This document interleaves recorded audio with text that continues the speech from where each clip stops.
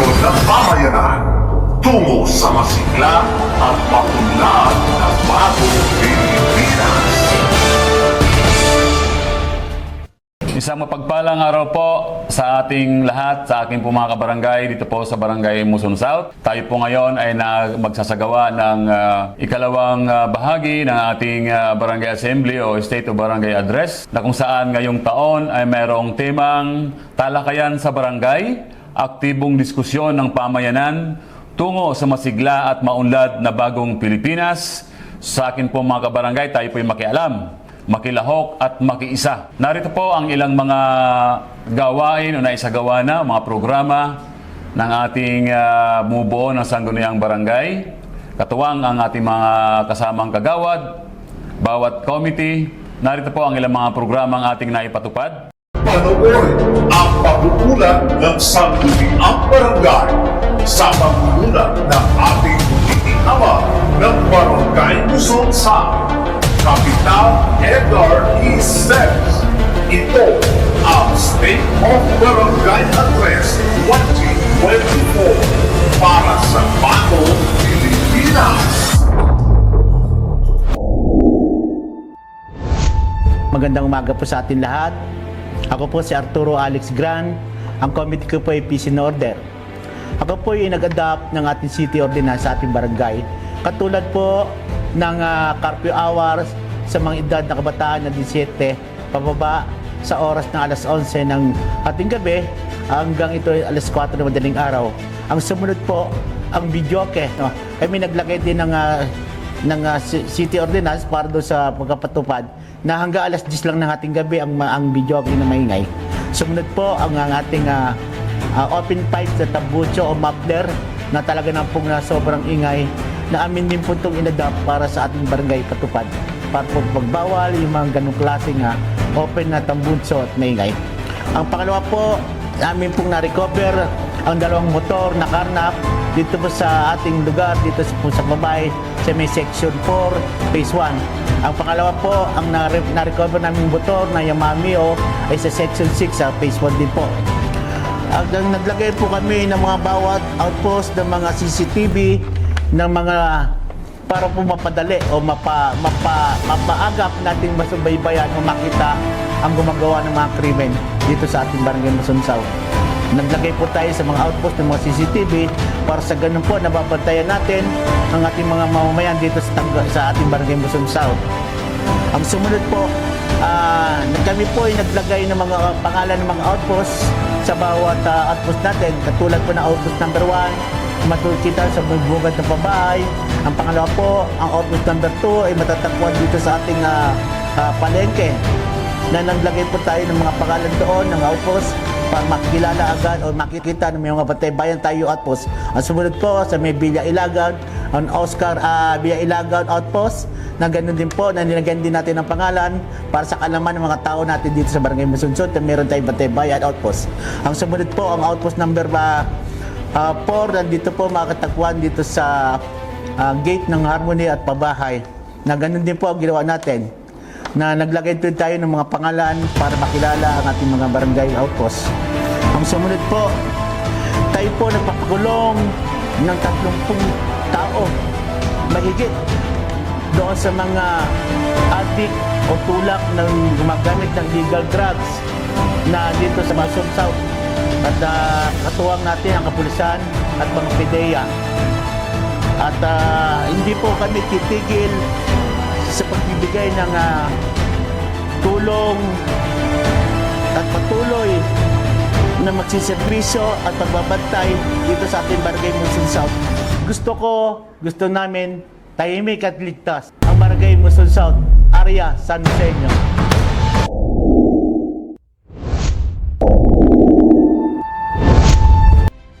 Isang mapagpalang araw po, Muson South. Ang inyong lingkod po, Kagawad Aurelio de Monteverde, ang itinalaga ng ating butihing kapitan, Cap Edgar Siles, na mga siwa sa komite ng paggawain. Layunin ko po na maging katuwang ng ating butihing kapitan, Edgar Siles, na mapabuti ang mga paggawain nakatakdang proyekto, matibay at pangmatagalan upang mas ligtas at kaya-aya sa ating pamayanan ng ating Barangay Muson South. Sa Section 9 Phase 1 na laging binabaha tuwing malakas ang ulan, na minsan ay lampas tuhod o minsan ay umaabot ng baywang ang baha, at kalimitan ay umaabot ng 1 linggo bago matuyo ang nasabing lugar. Ang ginawa po ng ating kapitan, siya po ay naglaan ng pondo para po sa secondary canal o secondary drainage para po makatulong na humupa ang baha sa nasabing lugar. So sa ngayon po, nakikita po natin na wala na pong baha sa nasabing lugar. Sinubaybayan din po natin ang construction ng drainage canal na matatagpuan sa Australia Street ng Harmony Hills 1, na mayroong parte doon na palaging malalim ang baha tuwing malakas ang ulan. Kaya po nakapag-isip ang ating kapitan, Cap Edgar Siles, ng paraan para po maibsan ang nasabing baha sa Australia Street. Ang ginawa po sa Australia Street ay hiniwa po ang kalsada at nilagyan ng malaking kanal para doon pa lang po ay malagdag na ang tubig at hindi na po aabot doon sa sinasabing catch basin. Nung bagyong Karina ay mayroong isang parte sa Zone 8, Melody Plains, nagkaroon ng sinkhole. Ang lalim po nito ay 5 meters palalim at 5 meters ang luwag. Noong in-inspection po ng ating kapitan, ay agad niya pong inutos sa atin na gawin agad kasi po napakadelikado dahil ang sinkhole ay nasa ilalim na ng nasabing bahay na second floor. Problema po lagi ang baha sa harap ng Muson Pabahay Elementary School. At nakapag-isip na naman ng isang paraan ang ating kapitan Cap Edgar Siles para po maibsan man lang ang nasabing baha o mabawasan ang baha sa nasabing lugar. Mayroon pong ginawang open canal sa harap ng eskwelahan at nilagyan ng bakal para doon po ay mabilis mahulog ang tubig papunta po sa malaking drainage. Ganon din po sa loob ng Melody Plains, naghiwa din po sa isang kalsada doon at nilagyan ng open canal na may bakal para po maibsan ang daloy ng tubig na galing ng Melody papunta po sa harap ng Muson Pabahay Elementary School. Sinubaybayan din po natin ang pag-repair ng mga digger centers na matatagpuan dito po sa loob ng Pabahay 2000 at Harmony Hills. Dahil po mayroong mga ilang rooms nakasali sa evaluation.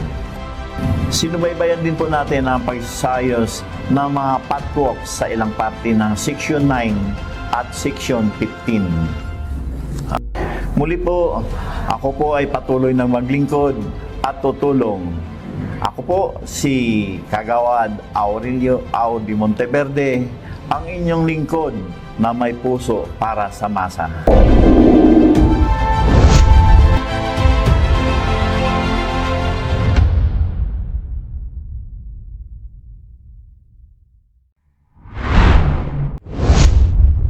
Isang mapagpalang araw, Barangay Muson South, ang Beshi ng Bayan, Kagawad Cecil Astor, ang tinalagang Committee Chairman ng Livelihood at Social Services, ay layunin po namin ni Cap Edgar Siles na mapunuan at magkaroon ng dagdag kita ang bawat sektor ng mamayan dito sa ating barangay.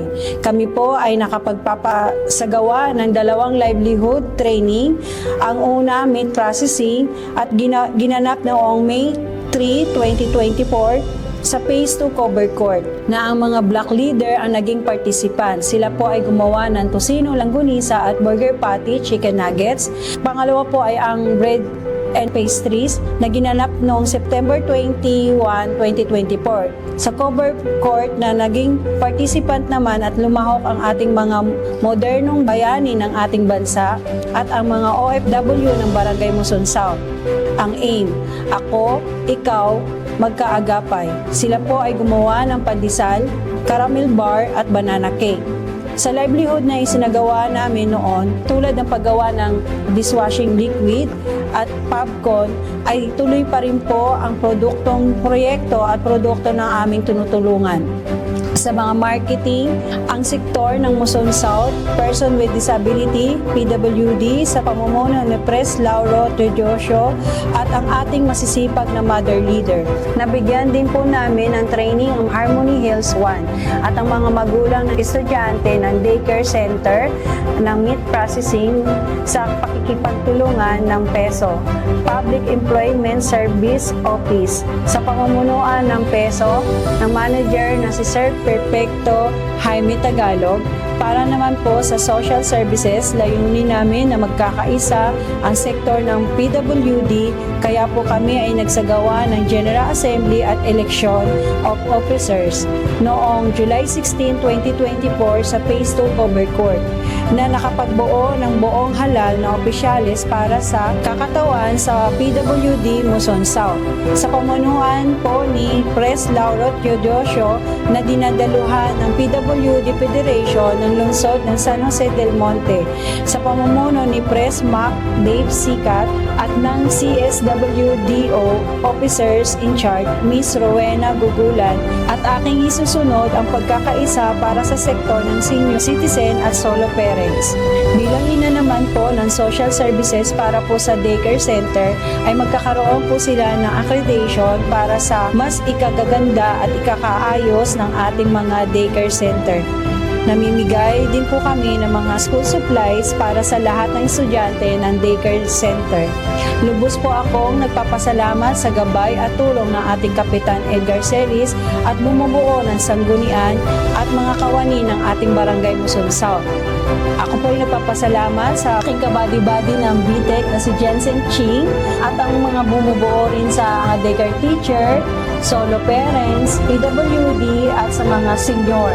Ako po ay buong nagpapasalamat sa suporta at tulong po ninyo sa suporta ng ating ama ng lungsod na si Mayor Arthur Robes at ang nag-iisang ate ng bayan na mayora sa serbisyo at paglilingkod ni Ate Kong Rida Robes. Muli po ang inyong lingkod, Kagawad Beshi Sasel Astor. Maraming salamat po.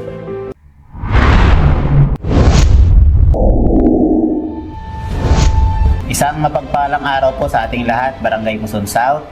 Kagawad Dennis Imperial po at naririto po ako upang magulat sa inyo ng aking mga naging gawain sa nakalipas na 6 na buwan. Ang akin pong committee ay may kinalaman sa edukasyon.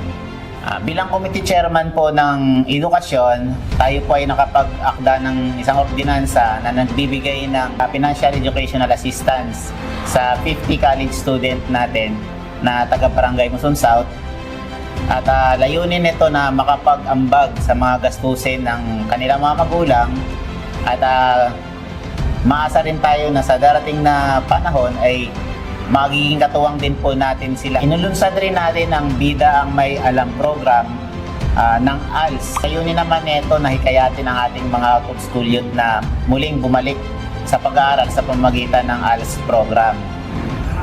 Nakilahok din po tayo sa Brigada Eskwela ng Muson Harmony High School. Katuwang ang aking kasama sa committee, Kagawad Aw at Kagawad Ina.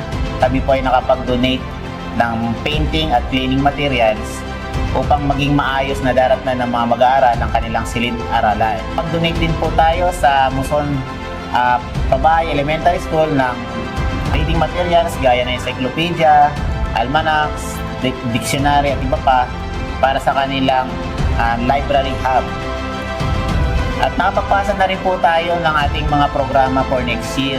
Maasa po tayo na kapag ito po ay naapurbahan, ay magiging malaki po ang magiging pakinabang nito sa sektor ng edukasyon. Nakapag-akda na rin po tayo ng ordinansa para sa traffic scheme ng Harmony, Pabahay at Melody. Ang layunin naman nito ay upang maibsan ang lumalalang traffic ng ating kakalsadahan at tayo po'y umaasa na may sasabatas ito ng sangguniang panglungsod.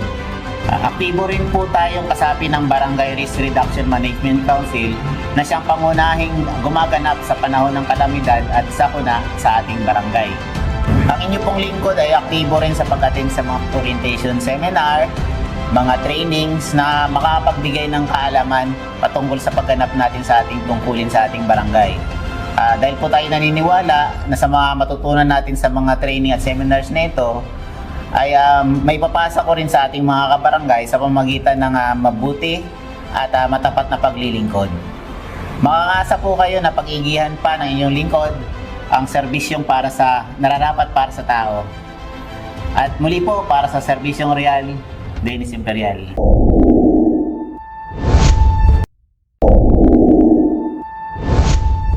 Magandang araw po sa inyong lahat. Ako po si Clarinda M. Flores, ang inyong kagawad at Committee Chairman ng Environment and Agriculture. Ang aming committee ay may dalawang pangunahing layunin, ang pangalagaan ang kalikasan at ang pagsuporta sa sustainable agriculture. Layunin natin na mapabuti ang sistema ng pangungulekta at pag-recycle ng basura upang mapanatili ang kalinisan ng ating nasasakupang barangay. Ang pagkakaroon ng monthly meeting ng ating mga bayuman at street sweepers. Paglalagay ng mga tarpaulin sa iba't ibang area ng Muson South kung saan napapaloob dito ang daily collection ng garbage at tamang pagsegregate ng basura under Republic Act 9003. Pagkakaroon ng weekly clean-up drive and monthly clearing operation sa iba't ibang area ng Muson South, kabilang dito ang mga sumusunod: Pabahay 2000, Alpas, Melody Plains, Sitio 40, Villa Baliano, Sapika, Panaklayan, Harmony Hills, Melody Heights at iba pa. Ito ay aktibong nilalahukan ng mga residente, ng mag-aaral at mga kawani ng barangay. Layunin nito na linisin ang mga kalsada, ilog, estero at iba pang pampublikong lugar. Nakabili din po ng bagong garbage truck. Kasabay nito ang pag-blessing upang magamit agad ito sa pagpapadali ng koleksyon at transportasyon. Ang pagkakaroon din po ng bagong material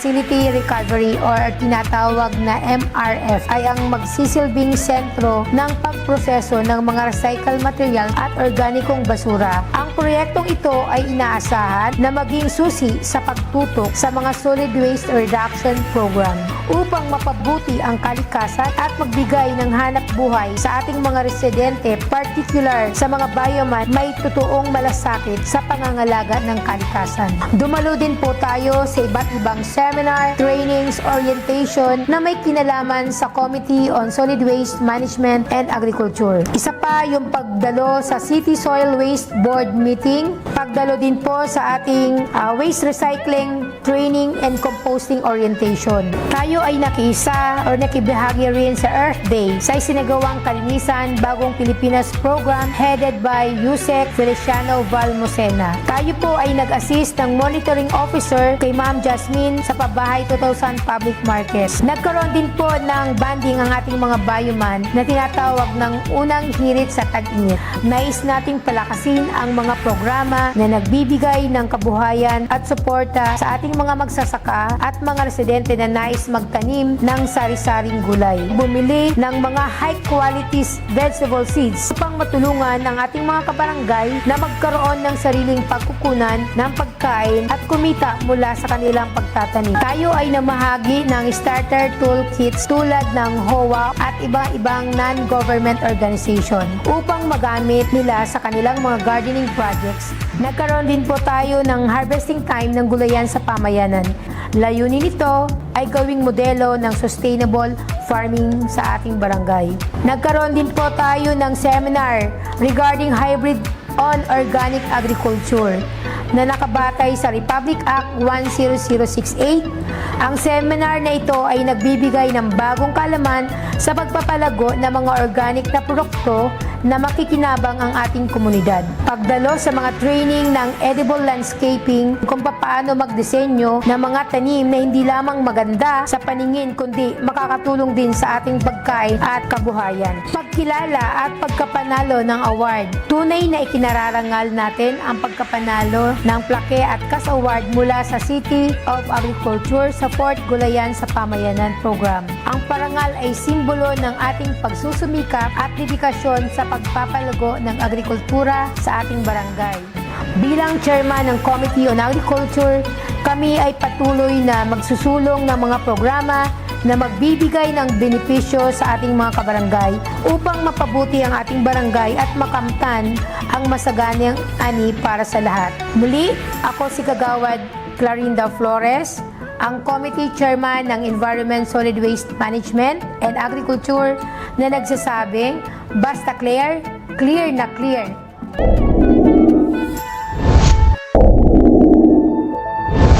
Mapagpalang araw po sa ating lahat. Ako po si Kagawad Alicia Ocaranto, Committee on Health and Sanitation, Kababaihan at Pamilya, ay patuloy sa serbisyong pangkalusugan. Tayo po ay may 5 BNS at isang main center na nagsiserbisyong pang-medical araw-araw mula alas 8 ng umaga hanggang alas 5 ng hapon. May naganap po tayong bloodletting noong April sa Pamahay 2000 Phase 2 at sa Harmony noong July 26 na may 84 donors. Ganon din po ang TB mass screening sa Harmony noong June 14 na may 184 donors. Meron din Phase 3 September 13 na may 166. Feeding program para sa mga malnourished stunting na mga bata sa buong Luzon South. Araw-araw po ay pinapakain ng mga ating mga BNS at BHW. Ginanap din po ang parking, misting sa mga eskwelahan tulad ng MPES na may 112 rooms at Harmony Daycare Center. Para po sa anti-dengue campaign, patuloy po ang pag-monitor ng ating mga health center para po sa programang ito. May sumbarangay po tayo sa buong Luzon South para po sa mga kababaihan at kalalakihan. 2 beses kada isang linggo sa Pamahay 2000, Melody Plain, Harmony 1, Luzonville, Sitio 40 sa serbisyong pangmalakasan. Para naman po sa sanidad, tayo ay may ginanap na Simut Anti-Rabies Vaccine para sa lahat ng lugar. Kami po ay patuloy na umiikot sa bawat lugar ng Luzon South para sa programang Rabies Hypoxain na may 7,000 higit aso pusang nabakunahan. Patuloy po kami sa programang Dog Catching para hulihin ang mga asong gala o stray dogs. May gamot pong pang-medical team na nilaanan ng pondo ng ating barangay para makatugon sa pangangailangan ng Luzon South. Ito po ay lubhang nakakatulong para sa mga kapuspalad. Patuloy po akong magseserbisyo para sa inyo. Muli, ako po si Kagawad Alicia Ocaranto, sagot ko ang kalusugan mo.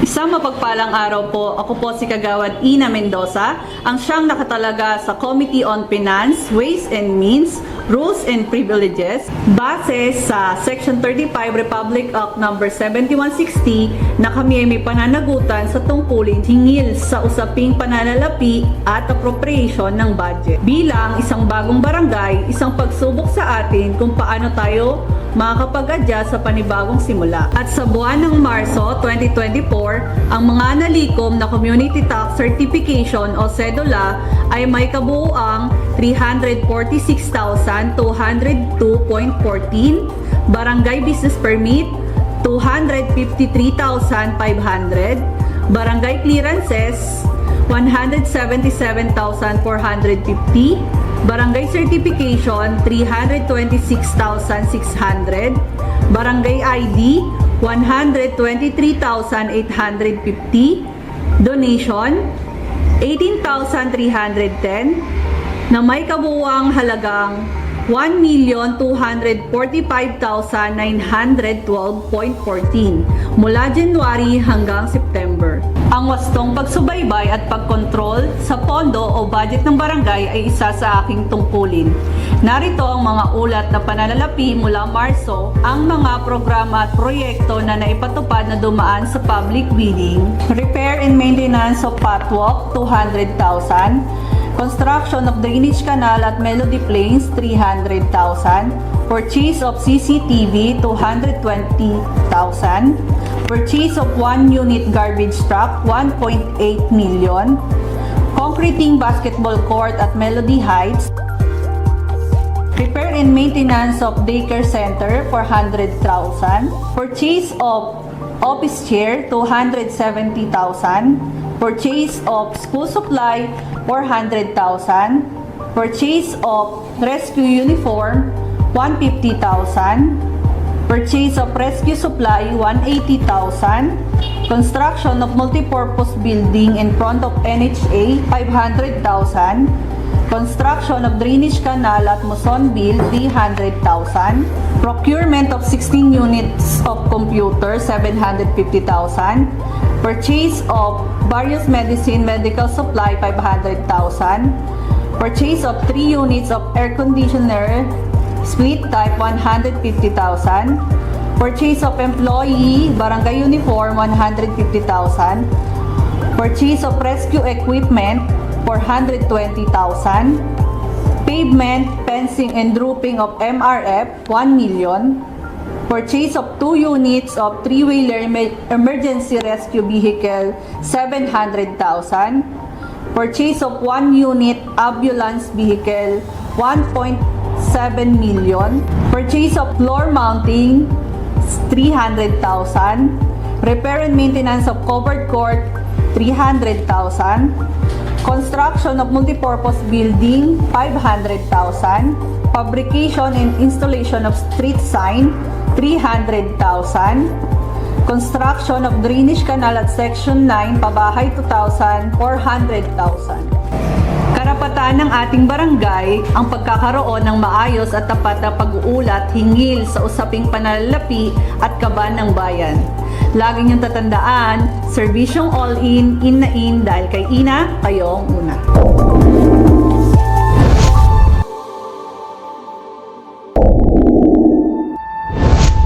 Isang mapagpalang araw po sa inyong lahat. Ako po si Deca Abril, ang ingat yaman ng Barangay Muzon South. Narito po ang aking ulat patungkol sa natitirang budget ng ating barangay sa taong 2024. As of September 2024, sa ating personal services ay mayroon na lamang po tayong 1,863,949 pesos and 5 centavos. Sa atin naman pong maintenance and other operating expenses ay mayroon na lamang tayong 8,078,306 pesos and 23 centavos. Sa financial expenses and charges naman po ay mayroon na lamang tayong 25,200 pesos. At sa atin pong capital outlay ay mayroon na lang po tayong 70,000 pesos. Sa kabuuan ay may natitira po tayong budget para sa ating general fund na 10,037,455 pesos and 28 centavos. Para naman po sa ating mga mandatory budgetary requirements na kinabibilangan ng Sangguniang Kabataan Fund ay mayroon na lamang 1,352,245 pesos and 11 centavos. Para naman po sa Barangay Development Fund ay mayroon na lamang natitirang 1,497,940 pesos. Sa ating pong Barangay Risk Reduction Management Fund ay mayroon pang natitirang 416,345 pesos.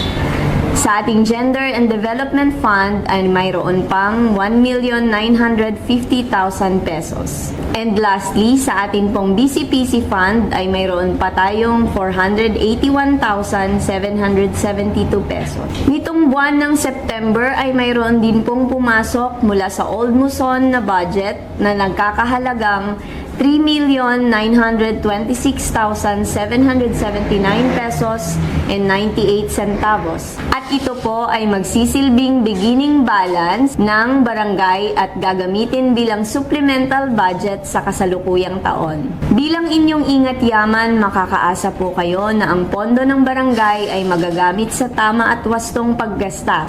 Muli po, magandang araw sa inyong lahat.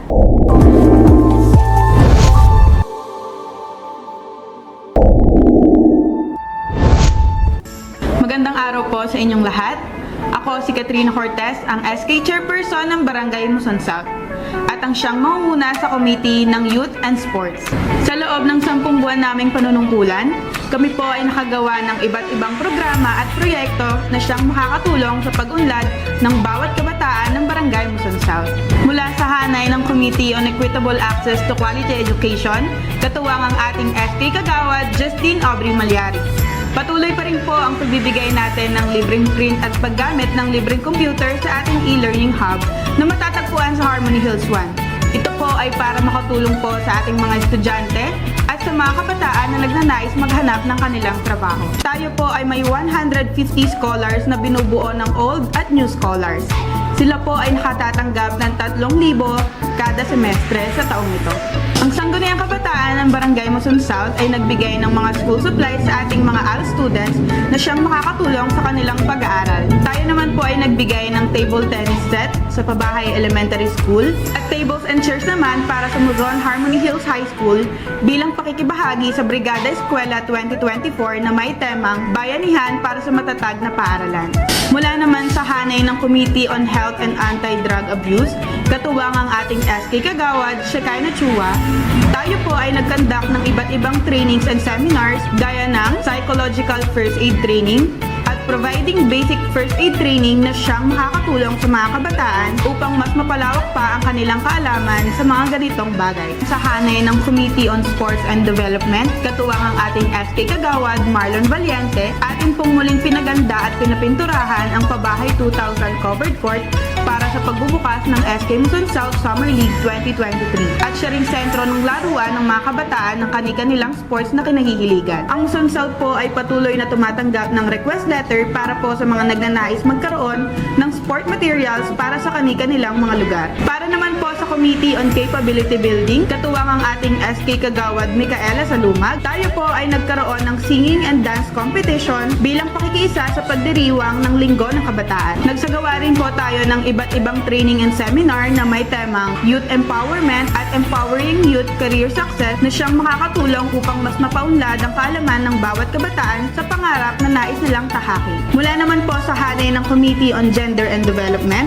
katuwang ang ating SK Kagawad Hazel Policarpio, tayo po ay nagsagawa ng Festival of Talents 2023 upang pakikisa sa ating taunang Obrero Festival na ginanap noong Pebrero. At Perlas ng Muson South naman na ginanap noong Hunyo bilang pakikisa sa pagdiriwang ng Pride Month. Para naman po sa hanay ng Committee on Environmental Protection, Climate Change Adaptation, Disaster Risk Reduction and Resiliency, katuwang ang ating SK Kagawad Olivia Gadin, tayo po ay nagbaba ng iba't ibang proyekto tulad ng poster making, slogan making, disaster training and seminar upang mas palawakin pa ang kaalaman ng bawat kabataan sa pangangalaga ng ating kalikasan. At para naman sa Committee on Youth and Employment and Livelihood, katuwang ang ating SK Kagawad Milkit Ortiz, patuloy pa rin po sa pagtanggap ang Sangguniang Kabataan sa mga nagnanais mapabilang sa ating puhunan ni Juan at Juana, kung saan ang mga mapapabilang dito ay makatatanggap ng pangpanimulang puhunan para sa kanilang ninanais na munting negosyo. Tayo rin po ay magkakaroon ng iba't ibang livelihood training kung kaya't mangyari lamang po na maging updated sa lahat ng post ng Sangguniang Kabataan ng Barangay Muson South. Bilang SK Chairperson, ako ang siyang makakatuwang ng ating barangay upang mangalaga at mangasiwa sa mga programa at proyekto na para sa kabataan. Patuloy po nating suportahan ang bawat programa at proyekto ng Sangguniang Kabataan para sa ikakabuti ng bawat kabataan.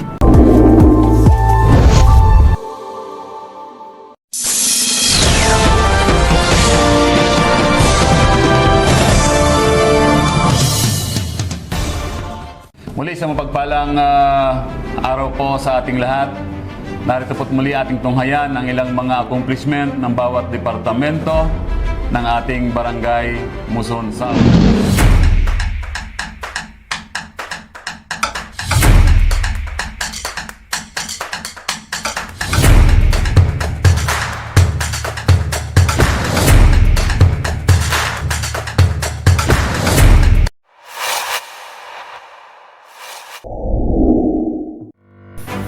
Ms. Melanie Dalagon, LLN MLOIC. Ang mother leader at lingkod lingap sa nayon ay patuloy na nagbibigay serbisyo sa 17 area ng nasasakupan ng Barangay Muson South gaya ng mga sumusunod.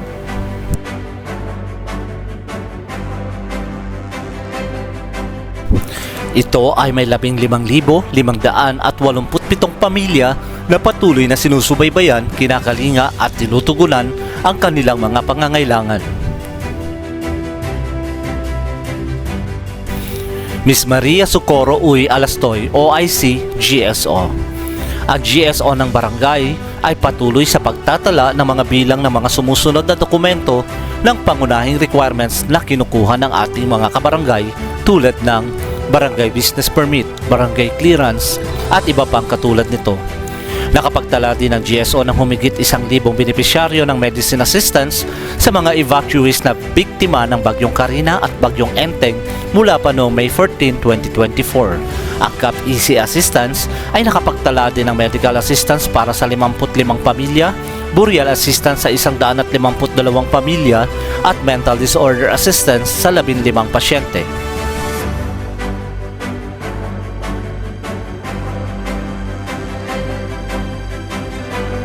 Miss Puring Kabugawan, OIC 10th Department.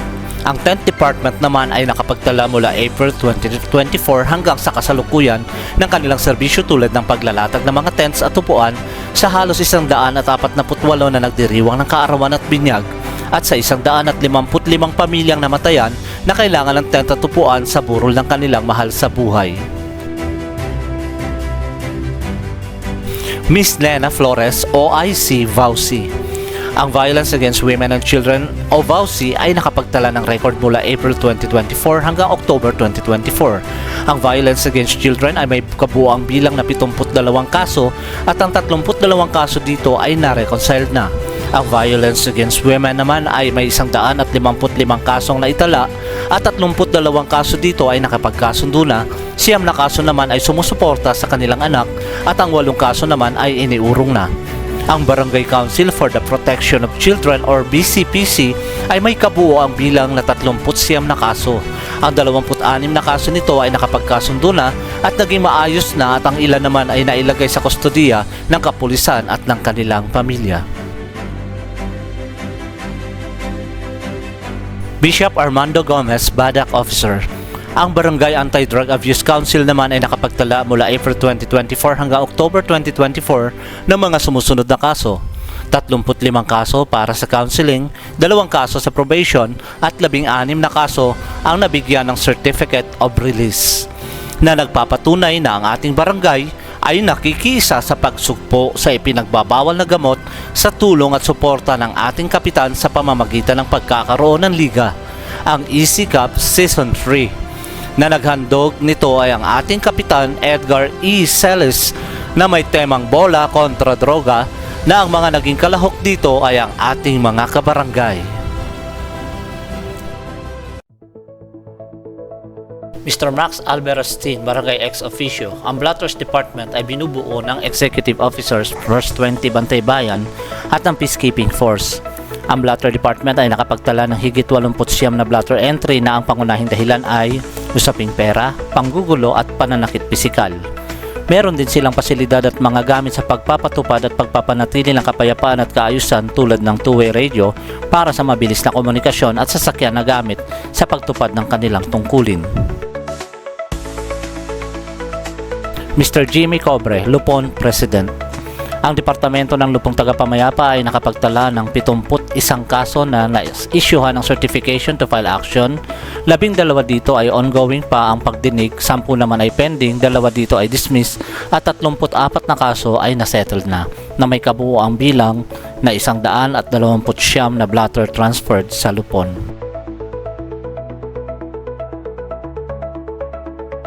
Mr. Mario Eric Licardo, OIC BPIO. Ang Luzon South Public Information Office ay patuloy na naglilingkod sa paghahatid ng mga impormasyon at kalagayan ng ating barangay.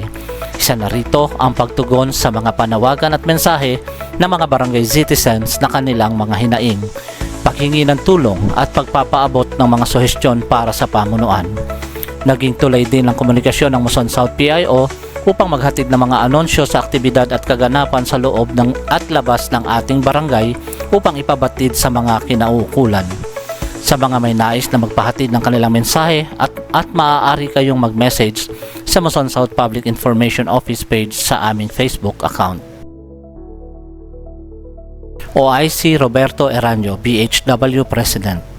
Ang BHW ay patuloy na nagsasagawa ng mga programa tulad ng bloodletting sa iba't ibang area ng ating barangay, gaya ng sa Harmony Hills 1 na maraming donors ang nagbigay ng kanilang dugo, at ang huli naman ay itong ika-25 ng Oktubre taong 2024 sa covered court ng Melody Plains Subdivision. Nagsagawa din ang barangay health workers ng cluster training and updates rollout. Nagkaroon din ng programa para sa pagbabakuna ng mga sanggol at TB mass screening.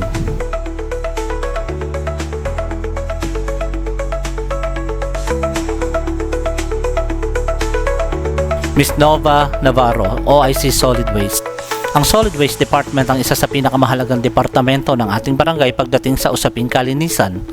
Kaya hindi ito pinapabayaan ng ating Kapitan Edgar Celis patungkol dito. Naglagay ang ating pamahalaan ng isang bagong truck na magagamit sa pangongolekta ng ating mga basura. Pinapayuhan lamang ang ating mga kabarangay na laging pagbubukurin ang mga basurang nabubulok at di nabubulok. Naglagay din ang ating pamahalaang barangay ng materials recovery facility upang dito iproseso ang mga recyclables materials.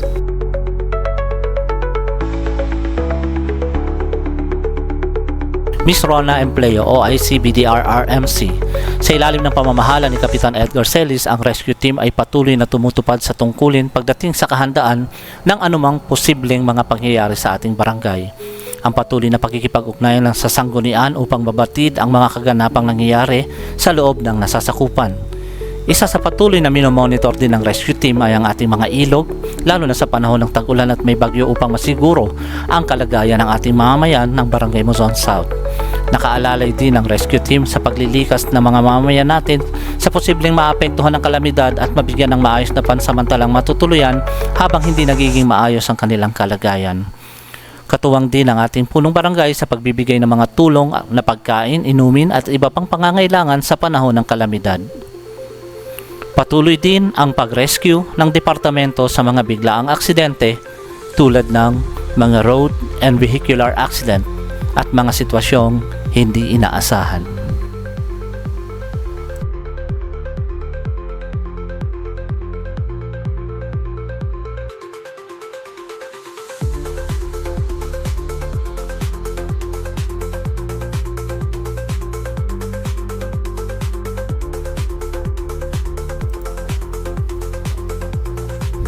Ms. Shirel Aranja, OIC Early Childhood Development Center. Nakapagsagawa ng matagumpay na moving up ceremony ang munting tahanan sa SM Activity Center na naging tagapagsalita ay ang ating Kapitan Edgar E. Celis. Regular na sinasagawa din ang dental care para sa mga estudyante ng ECDC upang mapangalagaan ang kanilang mga ngipin. Nagsagawa din at nakilahok sa malawakang earthquake drill ang mga guro, magulang at mga estudyante ng nasabing development center upang lagi maging handa sa lahat ng oras na may kalamidad. Binigyan din ng ating punong barangay Cap Edgar E. Celis ang mga batang estudyante ng kanilang mga gamit upang meron silang magamit sa pag-aaral. Ang Early Childhood Development Center ay may 13 center, 13 guro at halos may 600 mag-aaral. Ilan po sa mga naipagawa, naipatupad po natin ngayong ikalawang semester ng ating Barangay Assembly. Magbuhat po yan ng March hanggang sa buwang kasalukuyan. Tayo po ay nagkapagpagawa ng multipurpose hall na kung saan ito po ay ating papagamit sa ating mga senior citizen. Atin pong makikita ang building na yan sa gilid lamang po ng basketball court na ito. Tayo rin po ay mapalad na tayo po ay napagkalooban ng ating mahal na Congresswoman at Kong Rida Robes ng dalawang mahalagang proyekto. Ang isa po rito ay ang pagpapagawa ng karagdagang daycare center na kung saan ito po ay paikinabangan ng mga lugar ng mga kabataan na magbubuhat sa Alpas, Sierra Benita at ilang bahagi ng Harmony Hills 1. Karagdagan din po rito ang health center na kaloob din po ng ating mahal na Kong Rida Robes na kung saan ito po ay itatayo sa Melody Heights. Ito naman po ay paikinabangan ng ating mga kabarangay, buhat po sa Sitio 40, buhat din po sa Pabahay Pastry at ilang pong mga karatig na lugar. So tayo po ay nagpapasalamat sa ating mahal na Congresswoman, Kong Rida Robes, ganun din po kay Mayor Arthur Robes. Ilan din po sa mga ating sinisikap na maisagawa ngayong taon o maipasa ang isang ordinansa na kung saan ito po ay tutukoy, sasagot sa ating problema sa sikip ng trapiko dito po sa ating barangay, particular po dito po sa loob ng Pabahay 2000. Katapos lamang pong magsagawa ng committee hearing ang ating primary author po ng nasabing ordinansa, si Kagawad Dennis Imperial. Hopefully, makonsolidate natin yung mga idea, gagawa natin ng committee report at isusumili na sa session. Objective talaga nito ay para mapaluwag yung kakatadahan ng ating barangay. And we are hoping na ito po ay makatulong ng malaki ang traffic scheme po na to dito po sa ating barangay, hindi lamang po sa Pabahay 2000, kasama na po dyan ang Harmony Hills 1, Melody Plains and Melody High. Ilan din po sa ating sinikap na isagawa ngayong taon ang pag-repair po ng waiting shade dito po sa Muson, Pabahay Elementary School, na kung saan tuwing maglalabasan at pasukan ng mga kabataan ay sobrang traffic po ang nililikha na nasabing lugar. Kung kaya't atin pong paliliitan yung waiting shade, subalit papalitan po natin ng mas moderno at mas magandang waiting shade ng sa gayon, mayroon pong mapapartingan na maayos o maitatabi ng maayos ang mga sasakyan na kung saan sumusundo at maghahatid sa mga kabataan. Isa din po sa nagiging suliranin ng ating barangay ang ilang mga lugar na laging binabaha o nagkakaroon ng flash flood every time na magkakaroon ng malakas na ulan. Yan po ang lugar ng Australia sa Harmony Hills 1 at ganoon din po sa Section 1 ng Pabahay 2000. Tayo po ay nagsagawa ng ilang mga hakbangin, katuwang ang ating kagawad sa infrastructure, Kagawad Aurelio de Monteverde, na kung saan ang lugar po ng Australia sa kasalukuyan ay masasabi po natin na natugunan kahit papaano ang nasabing problema at hindi na po binabaha ang nasabing lugar. Ang sa Section 1 naman po ay under observation po, bagamat ganoon din pong konsepto ang aming pinatutupad, atin pong pinalakihan ang mga drainage na tumutugaygay papuntang Section 1 nang sa gayon ang malaking bahagi ng tubig ulan, tubig baha ay hindi na makarating sa lugar na yaon. Buhat po ng naipagawa namin ang ilang mga hakbangin, pagpapalaki ng mga drainage system, wala pa naman pong naiulat muli na nagkaroon ng flash flood sa nasabing lugar. At ilan lamang po yan kasi sinisikap po nating matugunan. Sana po sa mga darating pang panahon ay patuloy na maayos at ang nasabing lugar at hindi na po sila bahain. Ang ating din pong pamahalahang barangay ng Muson South ay aktibong nagsasagawa ng ilang mga drills kaugnay po sa pagtugon sa mga kalamidad na maaaring dumating sa ating barangay. Kamakailan lamang po ay tayo po ay nakibahagi sa isang National Simulation Earthquake Drill na kung saan ito po ay aktibong isinagawa sa pangunguna po ng ating rescue team sa katauhan ni Ma'am Rona Empleo. So tayo po nagpapasalamat na ang ating pong barangay ay unti-unti ay nagiging handa sa mga maaaring sakuna na dumating sa ating lugar. Ang pagkakaroon din po ng dalawang evacuation site o evacuation center ay isa rin po sa ating sinikap dahil sa mga nakaraang pagkakataon po, tayo po ay laging naglilikas o nag-evacuate ng mga kabarangay po natin, lalo't higit doon sa Old Panaklayan na kung saan pagka mayroong malakas na ulan ay laging tumataas ang tubig baha. At tayo po ay nagsagawa o naglaan ng dalawang lugar na nagsisilbing evacuation center. Tayo rin po ay nagpapahayag ng patuloy na pagsuporta sa ating pamahalang lokal, sa city government, sa pangunguna po ng ating mahal na Mayor Arthur. Tayo po salamat personal doon po sa kaloob niyang equal sharing na kung saan ang nasabing proyekto ay higit na pinakinabangan ng Section 4, Section 3, yung portion po dyan na matagal nang nilulumot ay ipinaayos po ng pamahalang lokal sa pamamagitan ng equal sharing. So muli maraming salamat po sa patuloy na pagtulong at pagtugaygay ng ating pamahalang lokal sa panguna po ni Mayor Arthur Rubis. Maraming salamat po.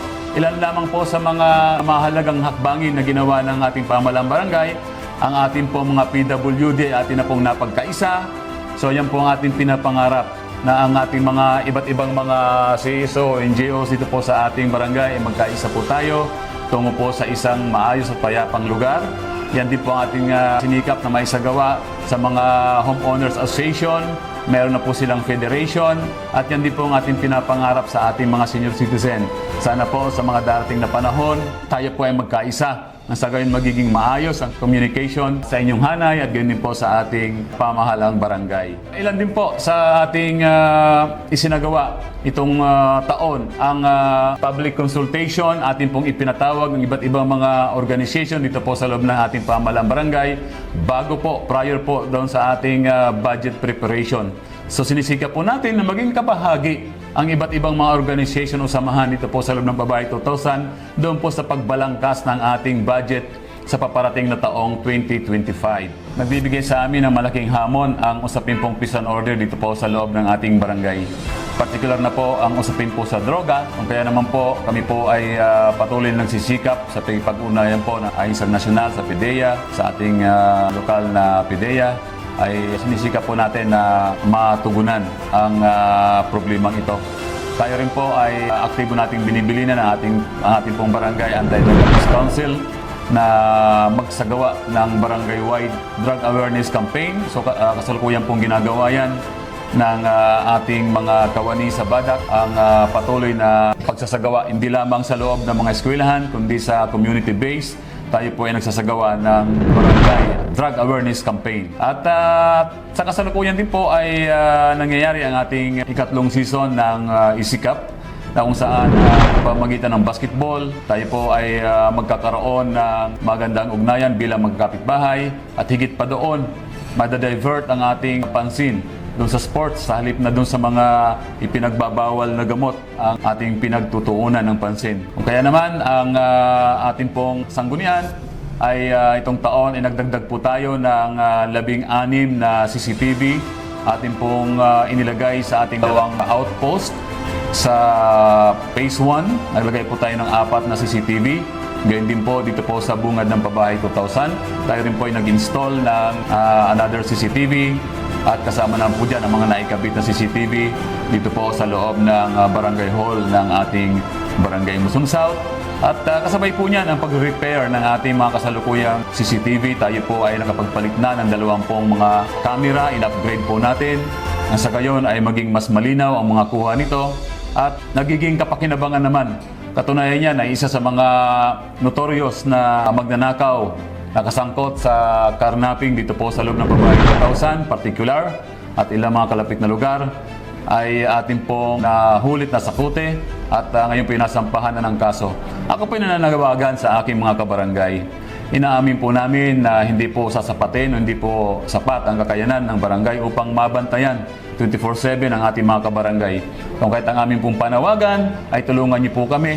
Kayo rin po ay maging mapagbantay doon po sa inyong mga sariling gamit. Huwag niyo pong hayaan na mabigyan ng opportunity itong mga hindi lumalaban ng batas sa ating community. Itong mga magnanakaw ng motor. Tayo rin po ay maging vigilant doon sa ating mga gamit. Dahil sinasabi ko nga po, sa laki po ng ating population, ilan lamang po ang ating mga bantay bayan, hindi po talaga sinasapat ang pagbabantay sa ating mga mamamayan. Kasabay rin po dyan ang upgrading, patuloy na upgrading ng ating mga street lights dahil po lubhang matagal na, medyo malutong na yung ating mga wire ng ating mga street lights, kung kaya't unti-unti po nating pinapalitan. Pag hindi po natin napalitan ng mga wire ay mabilis po mapundi yung ating mga street lights, kung kaya't palit po tayo ng palit. Kaya't ang ating pong sinasagawa sa kasalukuyan, sa pangunguna po ni Kagawad Audi Monteverde, unti-unting i-upgrade itong ating mga street lights sa buong Barangay Muson South.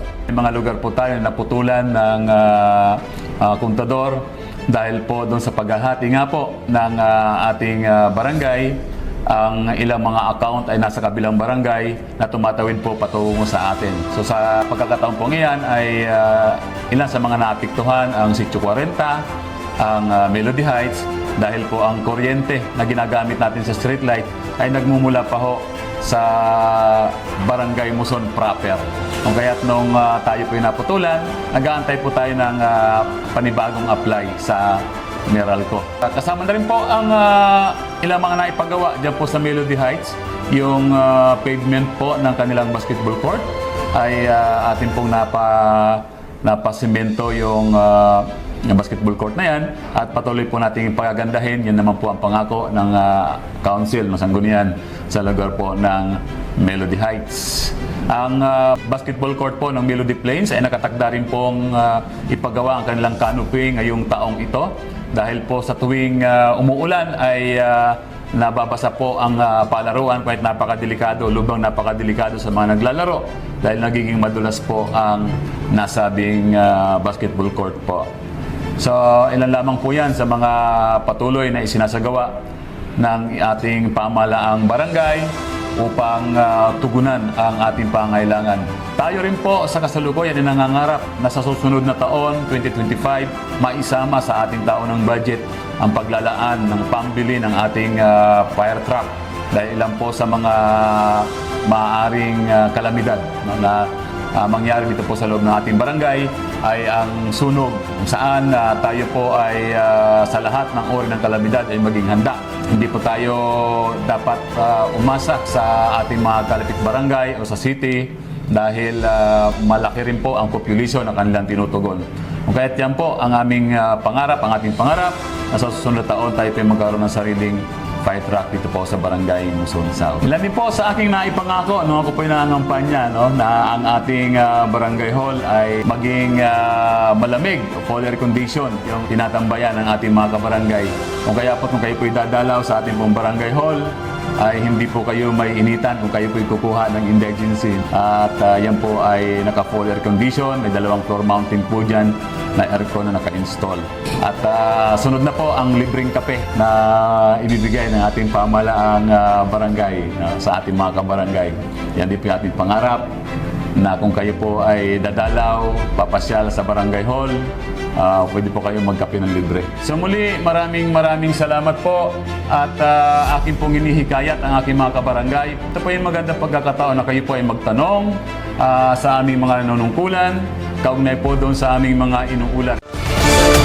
Ito ang State of Barangay Address 2024. Talakayan sa barangay.